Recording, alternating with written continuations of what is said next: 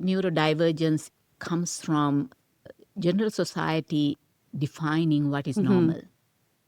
I don't think there is anything such as Right. normal, because it's a human mind that says this is normal, therefore it is normal to me.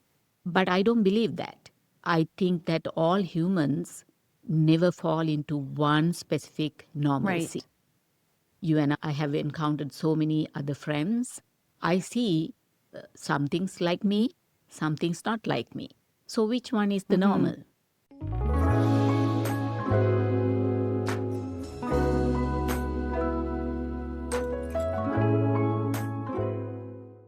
Hi, everyone, and welcome to Relationships with Ericka Ush, the podcast where we talk about relationships and how to get better at them. Today, my guest is Kumudini Nicholas, who writes under the pen name R.E. Siliente. Kumudini is a Canadian chemist and an author whose writing explores the depths of human emotions, the mysteries of consciousness, and the redemptive power of love. Drawing on her own life experiences and a lifelong fascination with the metaphysical, she brings authenticity and introspection to every story she tells. Her debut book, Who Stole Mother's Soul, a fictional memoir, was published in 2022. Living Outside the Box, Time and Time Again, is her second published work of fiction. Siliente is originally from Sri Lanka and currently lives in Ottawa, Canada with her husband. She divides her time between writing, traveling, songwriting, and tending to her garden.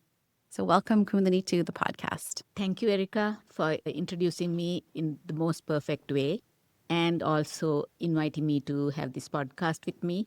You have been the most generous and supportive reader, companion that I had encountered from the first time I wrote the first book.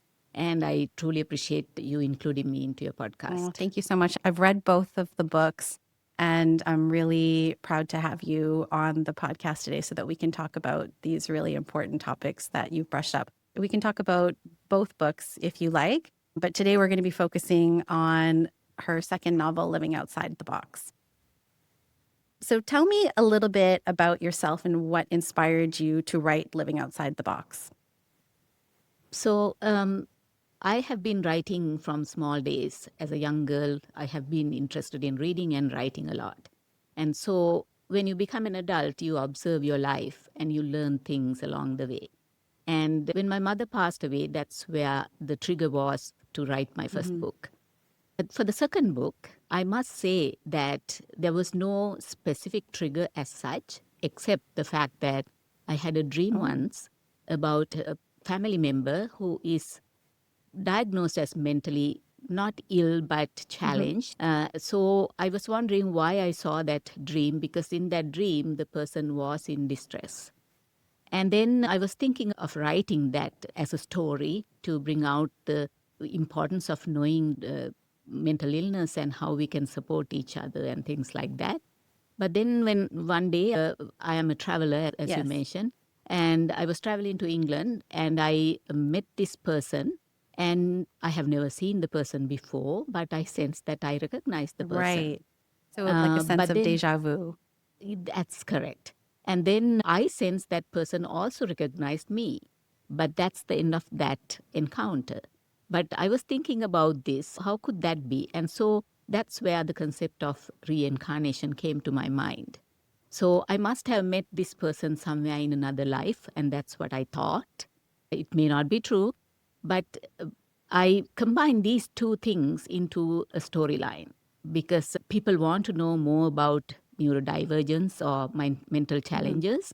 And it is always when somebody is outside the box, is telling an interesting story rather than always going the traditional ways. Sure. So that's how this got created. But it took 3 years for me to complete the whole story. But it started with that dream, basically. I should say that somebody in my own family with mental challenges inspired me to tell a story about them as well as my own life encounters. That's really interesting. Yeah, there's a lot of topics in the book around neurodivergency. Some of the conditions that were mentioned were autistic spectrum disorder, schizophrenia was mentioned as well. So maybe we'll talk a little bit more about that during the podcast. I was talking to my son last week about déjà vu. We were driving somewhere and I said to him, I said, oh, I'm having déjà vu. I feel like I've seen this before, that we've done this before. And he said, what's déjà vu? And I said, you know, it literally translates to having seen before. And it's just that feeling, maybe that people sometimes experience something that feels very familiar or a scene in their life that, okay, I've definitely seen this before, and you're so sure about it. And it's interesting how that could tie in with reincarnation and your past life. Right. I was very careful not to bring in a religious background to this, but that's where I learned about the reincarnation. I had to touch on it, but I don't want to be biased about one religion over the others, because the reader should be comfortable reading general statements about my own experiences based on whatever I have the religion. Buddhism is not a religion anyways, but it's a philosophy. So the basic book goes along with the philosophical explanations of certain things that happened to me and might have happened to a person with mental challenges. Okay.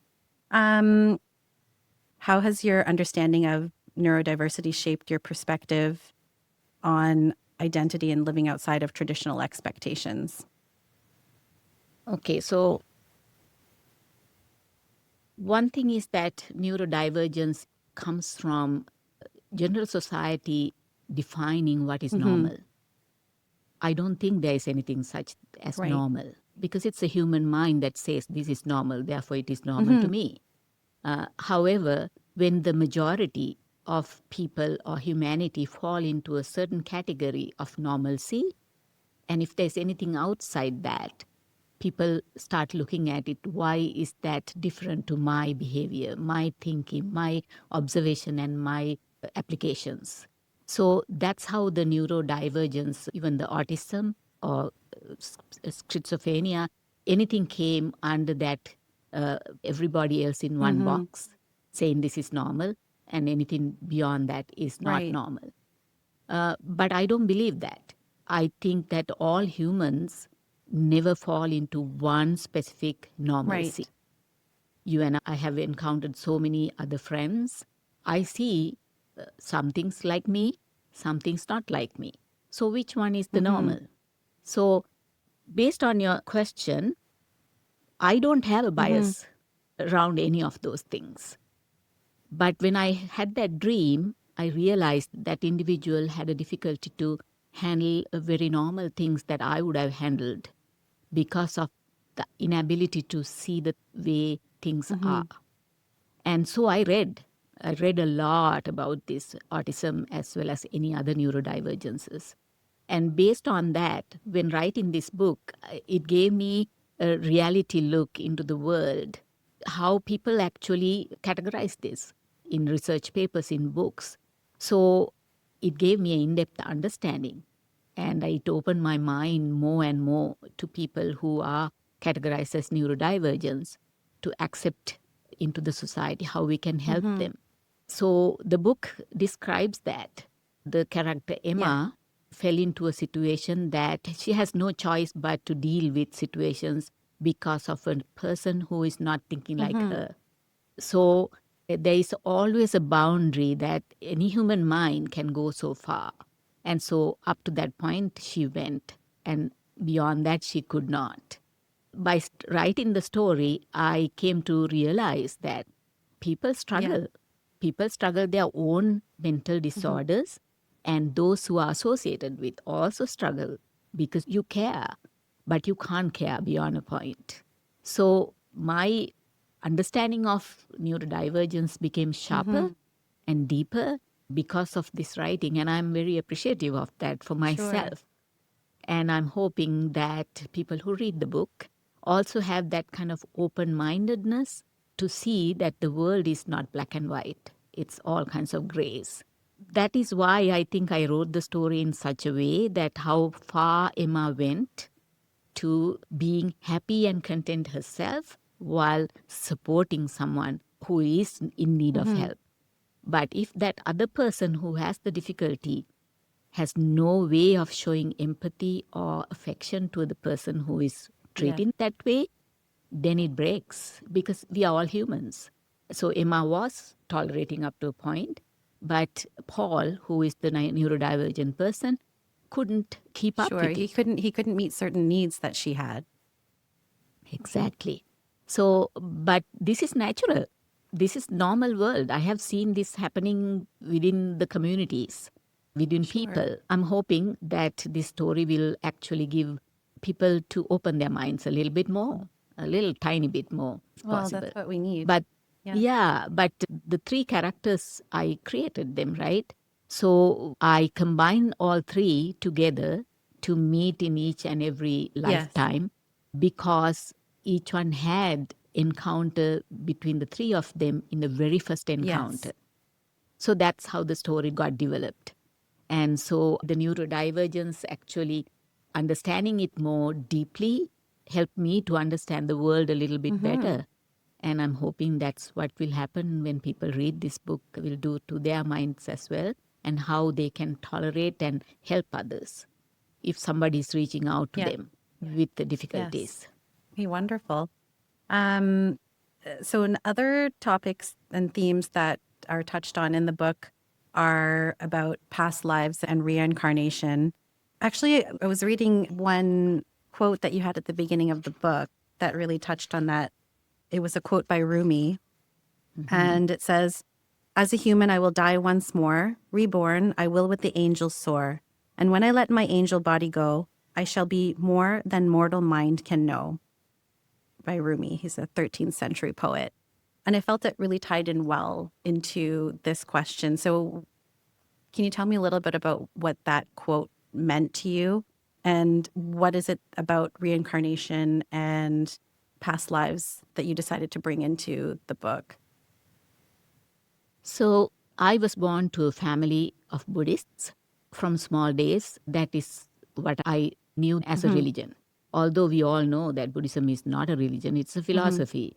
Buddha said certain things and presented it to the humanity, said that you experience it. And if you see that it's fitting into your lifestyle to improve it, then follow it. If not, you don't have to. So this is how I was brought up. The school I went to was a complete Buddhist cultural school. And so I didn't know anything else beyond that. When I became an adult, of course, I read the scripture. And Buddha has explained the 365 lifetimes that he had lived in, and he could see and explain each and every one how he went from the first to the second to the end of it. And every time when he brought up that discussion, he said that it is what you do in this life that will bring you into the next life. Why? Because you do certain things without thinking. And that every step you take has an impact, a consequence that if you have not experienced in this life, it will be the reason why you come back because you had resolved that. Say, for instance, a quarrel between two friends. You never got it resolved. You had a misunderstanding until the death. And the moment of death, you realize, oh my goodness, my good friend, I didn't say sorry to him or her. So that will take you to the next one. So Buddha explained that every step that you take, every thought that crosses your mind will have an impact in the next moment, in your next year, or in your next life. So when I created this story, the very first encounter of the three people, Paul, who was born as Emmett, had mental illness. And he did not recognize the real things like humans compared to the non-human items like his equipment that he used for hunting. He couldn't see the difference between the two. He got attached more to the inanimate objects compared to his own wife, who was Tara. And so because of that, he left at the time when the baby was born. He thought that woman was mentally ill, that he doesn't want to be around. So he left. And Tara, with a small baby, had no choice but to somehow move on. So she went out to find food and she met this other family, which has the man and a woman and another boy. And so that encounter happened because Emmett left. So the three people have hand in hand effect on each other's life in that first encounter. And because Tara was alone and Olha, he's the other man, felt something strongly about the woman.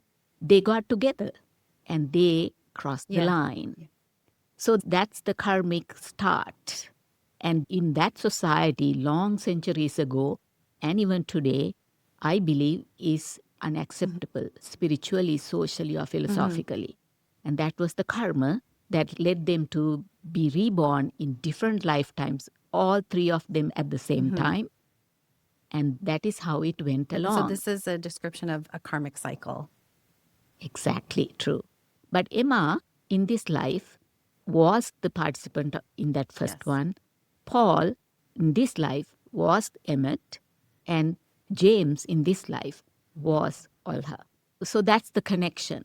And karma is something positive or negative. Sure. So you do a good thing, you encounter good things Yes. back. It's like, what goes around comes Right. around. So that's all I can say about it, because it's Buddha's words that I learned.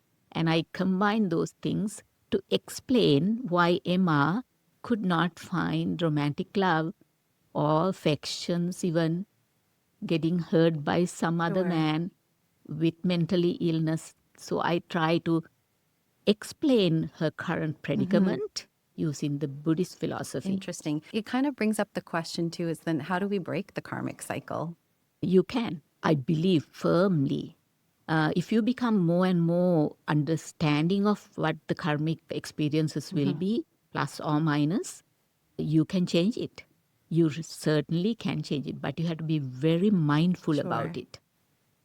I can say something hurtful to a friend without thinking, and that person's hurtfulness is my bad karma. So if you are mindful, you will be very concerned about what you say, what you do, how you react to situations.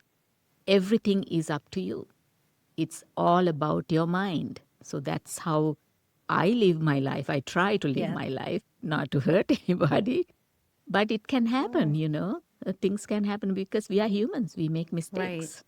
But Emma could not get over that first karmic bad experience until she went life after life after life. Yes. But I wanted to end in a positive note for her, because I want to say, like you asked, yes, you can break that cycle. But her friend is still not sure. So I kept an open ending to the book, because I wanted to still believe that Buddhist philosophy is very difficult to stop. We don't know how Emma ended it. Her spirits, maybe at the moment of death, she might still had the affections to somebody, and that will create a problem. In the next life. Yes. Yeah. So I'm hoping that if I'm writing another book, probably this is maybe an opening. Oh, I hope you do write another book. Going back to the first book, but also touching on this one, especially more with the first book, there were maybe more personal experiences, and sharing personal experiences can be very vulnerable. So was there anything that was difficult to share while you were writing, and how did you work through that? Thank you for bringing the first book to the picture, because that's where I learned my lessons. I was so brutally honest. Except the names and places, everything else is true.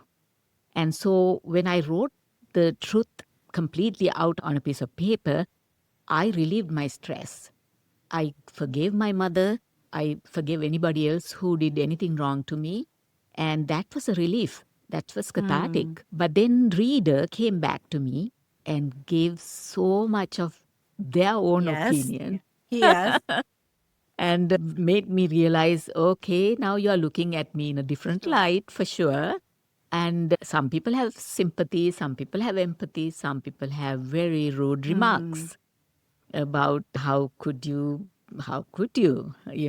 say everything out in the open so brutally honestly. But that is the memoir writing.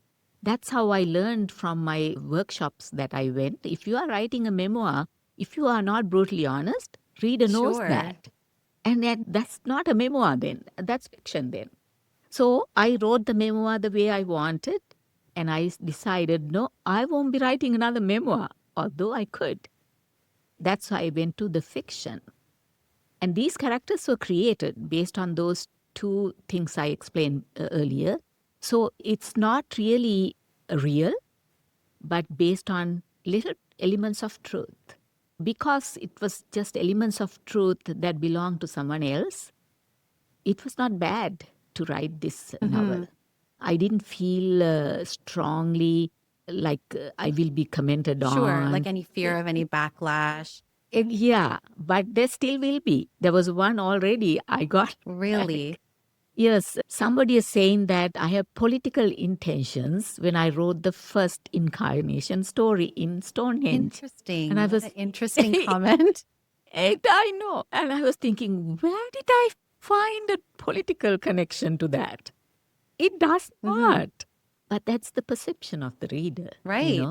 I can't stop It's that. their own, either their own human experiences, things from their past that they're projecting onto you, or how it is that they've interpreted. Yes, but I digged in. So I said, why would you think that way? And the person was very open about it. The person said that when they went to visit Stonehenge, their story of going there was all political because there are so many concepts and philosophies and assumptions surrounding Stonehenge because it's a historical site where people still don't know why it was developed by ancient Right. people. So it's connected to political. That's they were trying to figure out why this is there. And so I said, I'm sorry, but I did not know that that was how I thought about Stonehenge. I thought it was a mysterious place. I thought that why people go there for ritualistic reasons on this longest day and the shortest day. And that's how I looked at Right. it. And so I developed the story based on the shortest day of the year, why the photographer Emma went there to take pictures, and how her past life came into action while she was photographing. Because she had the connection of experience the first solistic on that day, on that site where she stood. So I connected those things. No politics. I did not have any political convictions at that time. I still Yes. don't. I leave politics and religion usually aside. But the reader can interpret all the past lives or any sites that I have visited and all those countries that I have actually Right. visited.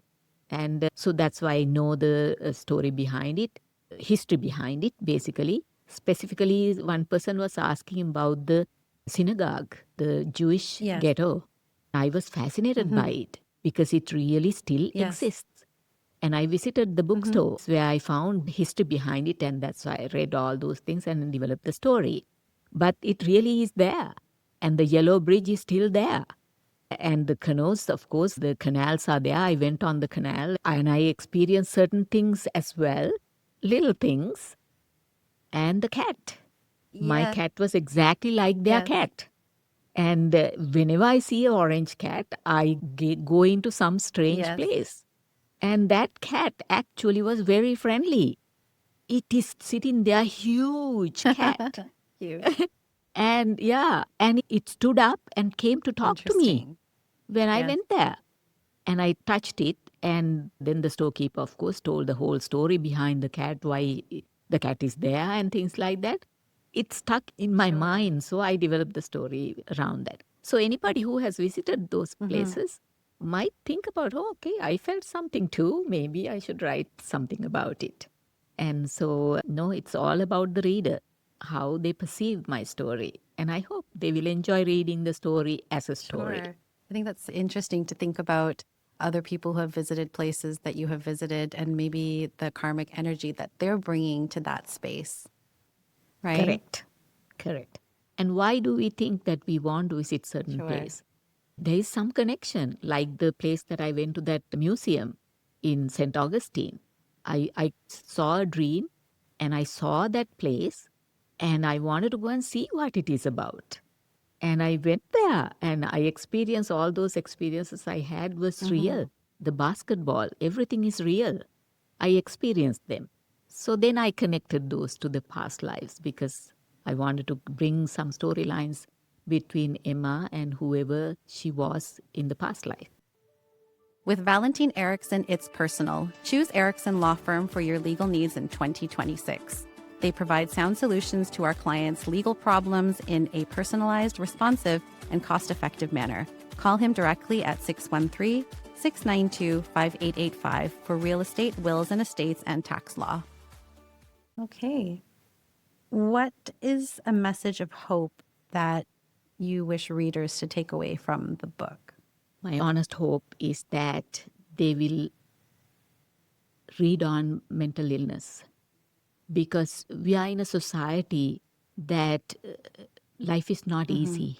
Life is not simple. We encounter so many things economically, socially, family-wise, so many difficulties. And I'm not saying that I'm without them. I am a human being. I have encountered so many things in my life.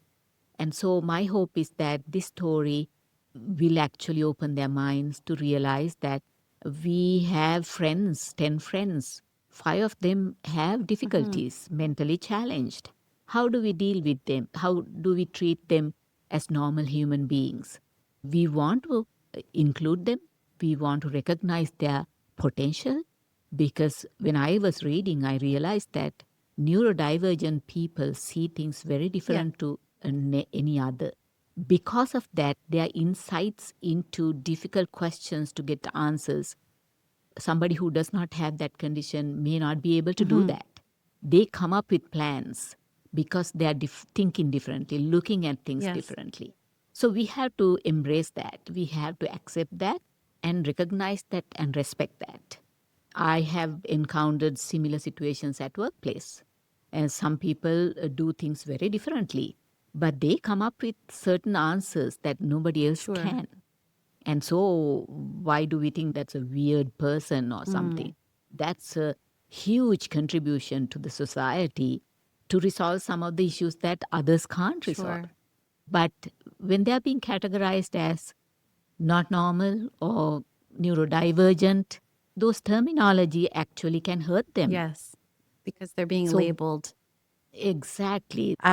So for someone who is listening who is feeling stuck or afraid to step outside their own box, what would you say to them? And what would you say to someone who is experiencing, being afraid or stuck when it comes to love? Okay. Definition of outside the box, like I said before, it's something that normal people may not do. Some people might take a risk. Although their risk is seen, they might take a chance and do something out of the ordinary. But in addition, somebody might say that living outside the box is rejecting materialism and becoming more minimalistic. That also outside the box. Or it might illustrate a radical change in life, intending to make a change in their lifestyle. Right.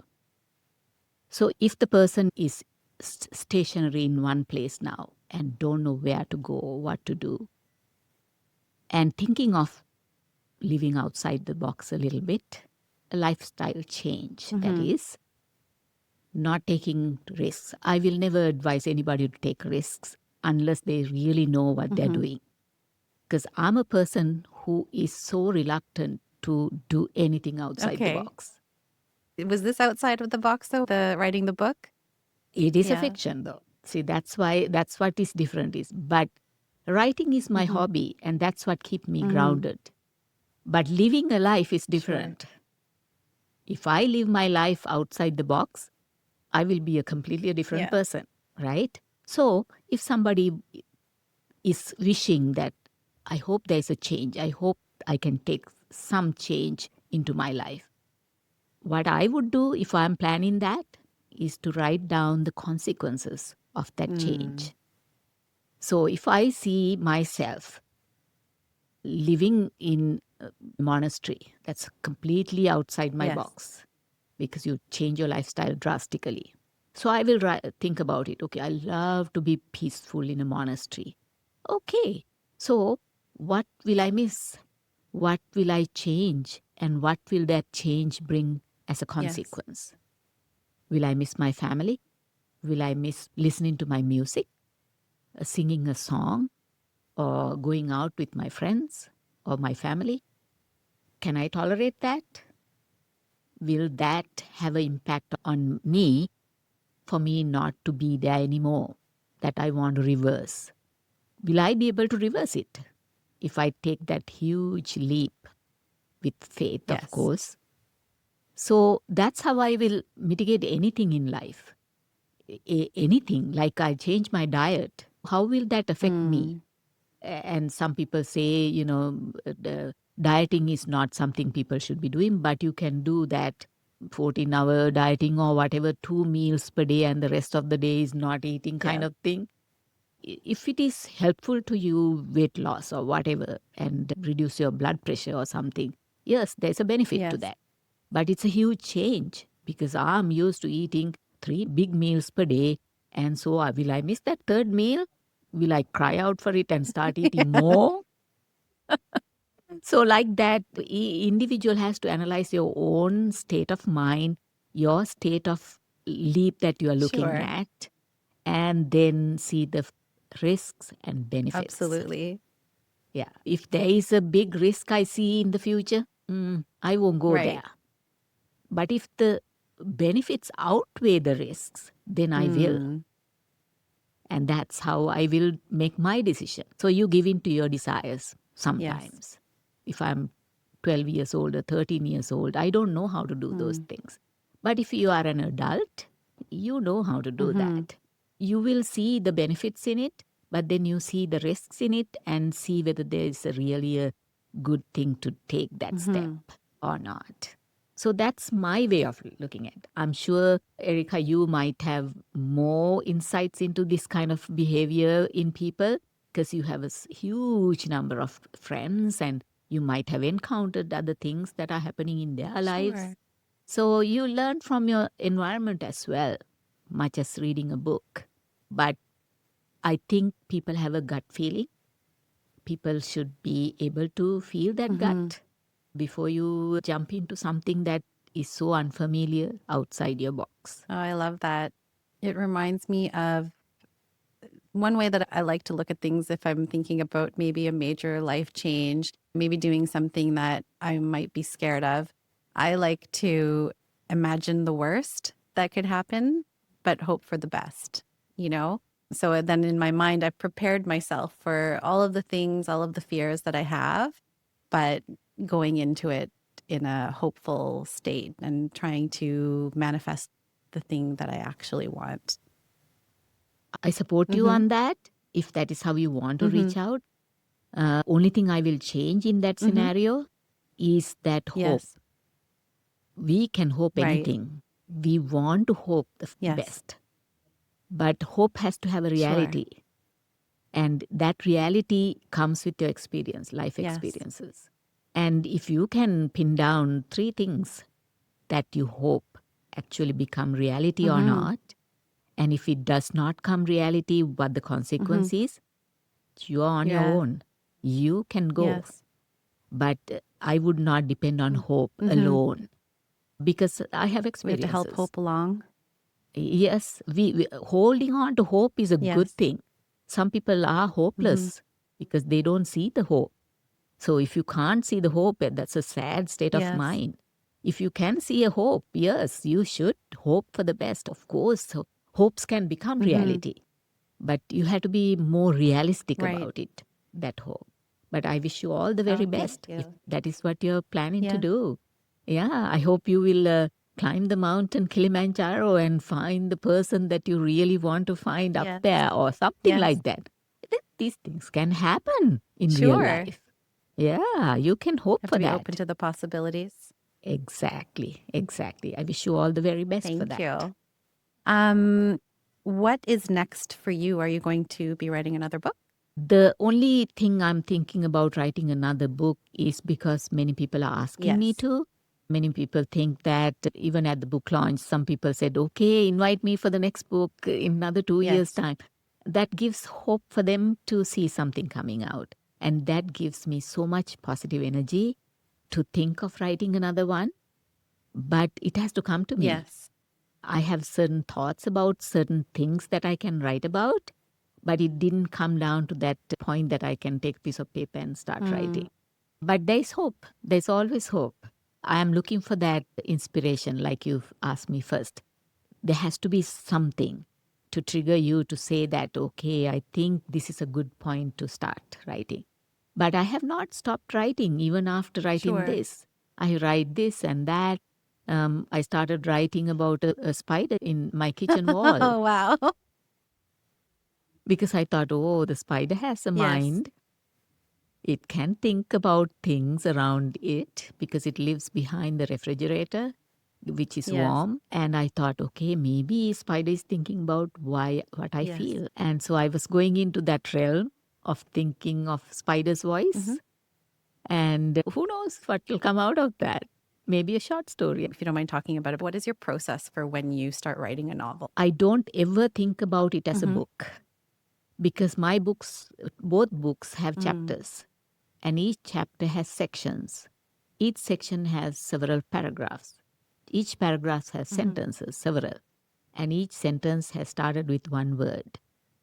So if you break down, if you reverse engineer your book, you actually start with one sentence one day. So I always think about it that way because it's very simple when you think about that way. Because somebody who read my first book came to me and said, how did you write all these things? I said, did you see that the first sentence is one sentence? And she was surprised. She said, my goodness, yes, you just start writing one sentence, that's it. But I would advise for anybody who wants to write a paragraph about the book to yourself. Oh, interesting. Yeah. And that opens up the mind to see what are you writing about. And once you write that sentence, and if it is exactly what you want to write, you're on your way. It's so hard to write that paragraph though, because your whole picture is not there yet. You have one sentence, one incentive, one trigger, one something. So, but use that one and put it into a paragraph. So, what is this about? What is this book about? And if you write that to yourself, then you know that you can really expand it into a book. Oh, thank you for sharing that. So I would love to hear a little bit of the book if you'd like to do a short reading. Sure. And as requested my dear friend Ericka, she wants to hear about I want to love. hear about love.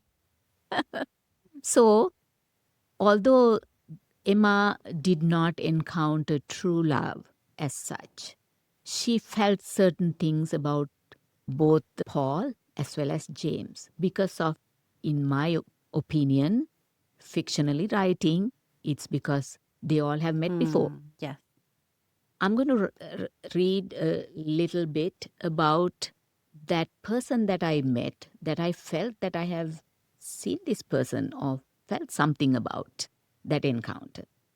It may not be love, but it may be something that happened in a past life that kept that connection alive into the next one. So I put it as affection or something helpful to each other. They helped each other in a life before. So that's where I'm going to read. In front of the tower, I noticed a man in a long black overcoat taking photos. He was aiming mostly at the sunset behind the historical tower. His presence made me uneasy, but it was comforting at the same time. I wondered why. Suddenly, the man swung around and faced me. As I gazed at him, the familiarity and the closeness of his presence gripped me. He reacted to my gaze as if he recognized me too. "Hello, I'm James," he said. He reached out, and I barely registered his name before my fingers met his. His hand was cool from the evening air. Although the contact of my hand with his was a small, ordinary thing, a brief pressure, his touch sent an electric pulse through my body. He trushed up my arm with a bloom of warmth that tasted like memory. Sudden feelings of fleeting emotions of care and affection bubbled in me. A pivotal moment arrived. I was mesmerized. I started to sense as if I was lured into an atypical orchestra, a roadside makeshift stage, where James was a bard who moved about creating a dramatic presence with his long black coat while using every bit of his being to draw my attention with his vocal performance. He was successful. So, without thinking, I let him shake my hand and said, I'm Emma. I had no inkling of how that handshake would impact my life. Why should I be afraid to shake hands with another human being? Is that not the natural etiquette in a civilized society? I was wrong. I could not understand why I let my guard down momentarily. That careless behavior led me to face an unhesitating future. I was propelled into a labyrinth of secrets. Wow. Well, if you want to find out what happens next, you'll have to read the book. Thank you so much for being here today and for having this discussion. I think there are some really important topics in that book that our readers will be able to take out. Is there anything else that you'd like to mention before we sign off? I just want to thank you for carrying on this podcast. And I have been reading about your podcast and listening to what your discussions were. And they are very useful to everybody who listens. And I hope people will tune into your discussions in the future as well, because you bring out something very natural to human beings. It is our relationships with each other. We are socializing creatures. We have to have relationships to have satisfactory and beneficial life and to be happy. So your discussions brings some topics that are not being discussed among people, which should have happened. So you open doors, you open minds, you bring comfort to relationships and how to create new ones and enjoy the currently available ones. And I appreciate you bringing me into this discussion. Although my book has not much of a relationship as such, but it brings some in-depth understanding of how relationships affect people.